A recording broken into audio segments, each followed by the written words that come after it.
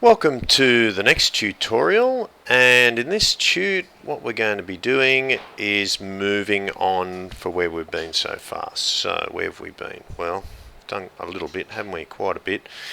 So we've looked at scalars and vectors, horizontal and vertical components. We've looked at resultants of linear forces, then resultants of concurrent forces, and then we looked at space diagrams, free body diagrams, force diagrams, and then finding simple resultants. Okay, we're going to go one step further and look at finding resultants for things that for concurrent forces that aren't easy at a perfect 90 degrees, and maybe they're multiple forces.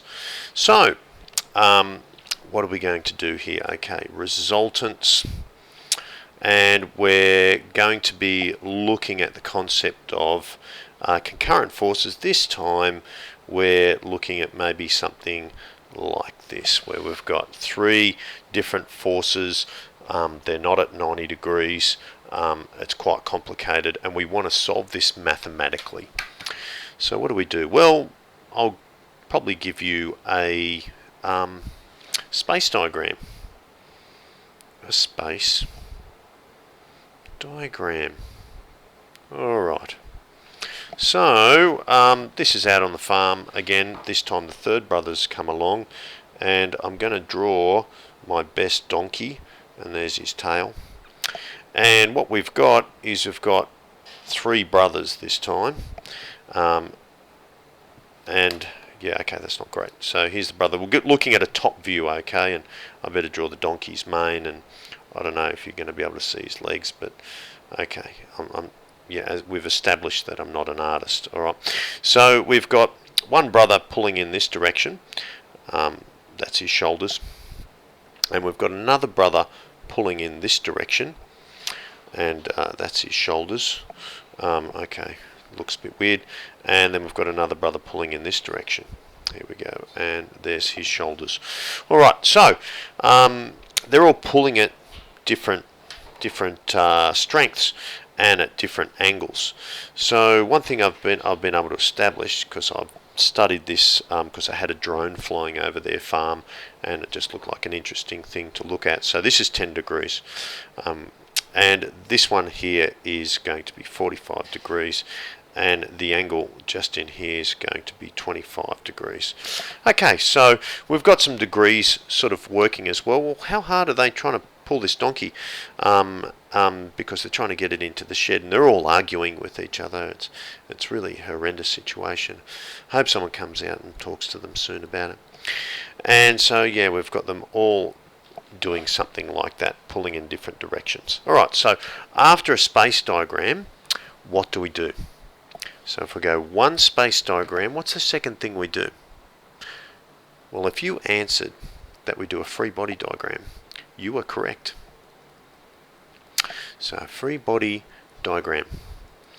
Now, I'm not advocating animal cruelty in this as well. Okay, I made this up, and so it's not actually something that I saw. Otherwise I reported it to the RSPCA. One thing I stand up against the most is cruelty to donkeys. Alright, so we start here, and we're going to draw in our forces and what they are without the bodies there, the donkey's body or the brothers' bodies, and we're going to just simply draw in what the angles are.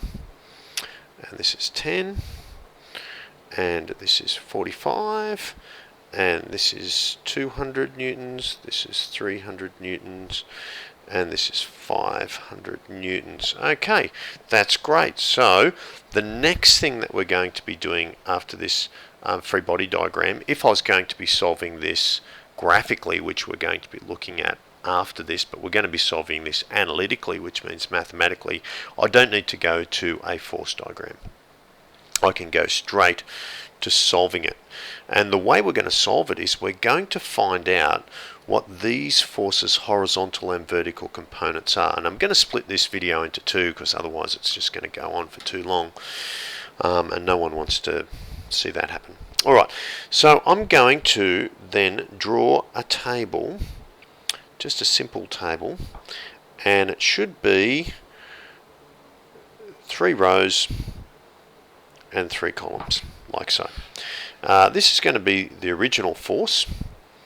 This is going to be the forces vertical, and this is going to be the forces horizontal of each force. Now I'm just going to draw in the first force, which is just here, and it's 25 degrees in there, and it's 200 newtons. Alright, now what I'm also going to do, I'm going to draw in the vertical and horizontal force to this. So that's going to be the vertical force, and this is going to be, the pink's going to be the horizontal. So all I need to do with this is to write down force vertical and force horizontal, like so. I'm going to now draw in my next force, which is a 300 Newton force, and it is acting at 10 degrees, like so. So I have a horizontal force acting, and I also have a force vertical acting. And the last one that I have is acting in this direction, and it is at 45 degrees, like so. And I have a, let's draw in the vertical force first, vertical force, and I have the force horizontal acting there, like so. Oh, one thing I forgot is what the third brother's was pulling it at. Alright, now I can break these forces down into their horizontal and vertical component, and I'm going to take a shortcut to do this, and I'm going to teach you that shortcut right now. Instead of doing what we did all the way up here, where we went through the process of timesing the hypotenuse by both sides, we're going to jump straight to this, and I'll show you how to do that. Okay, so moving all the way back down to the bottom to where I was. Okay, to my forces. Great. Okay, so remembering, I just like to always put a little reminder there just to help me when I'm doing this, just very helpful.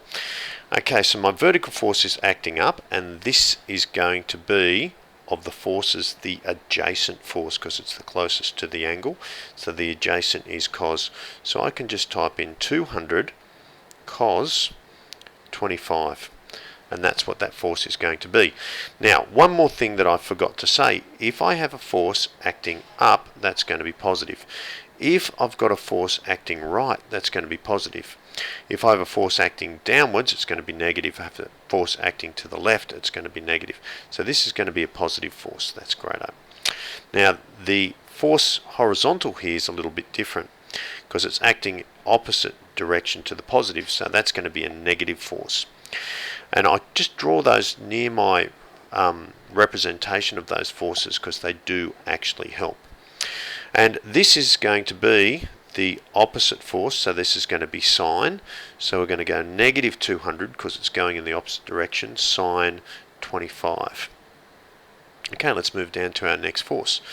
We're going to do the vertical force first, and that's acting up, and in this case that's the opposite, so that's going to be sine, and it's acting up, so it's positive, so that's going to be positive 200, and it's going to be, because it's the opposite, sine 10 degrees.